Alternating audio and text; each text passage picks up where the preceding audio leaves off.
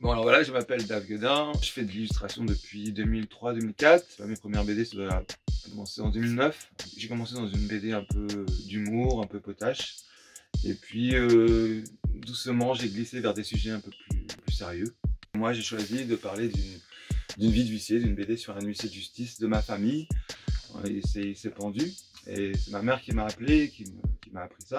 Je dis bah condoléances, mais moi je ne le connaissais pas. Elle m'a dit ah mais il était huissier de justice, il a une vie dure. Ça m'a intéressé, ma mère a commencé à me raconter des choses sur son histoire et puis quand elle a compris que je prenais des notes quand j'étais au téléphone, elle m'a dit mais arrête de prendre des notes, il a écrit un manuscrit, il raconte toute sa vie depuis son enfance.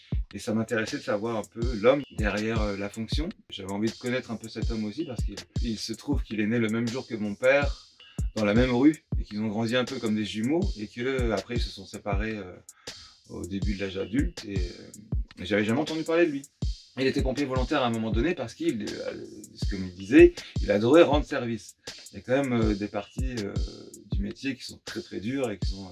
on met plus les gens dans la misère que de... Voilà, on côtoie la misère en tout cas. Et de très près, et même la folie est un métier très particulier. Et découvrir à quel moment la personne, elle va choisir ce chemin-là, c'est quand même très particulier. Lui-même, dans l'enfance, s'est fait virer. En fait, ses parents et lui se sont fait virer, ils se sont retrouvés devant la justice parce que le proprio voulait les virer. À côté de ça, il était sculpteur, il a été franc-maçon.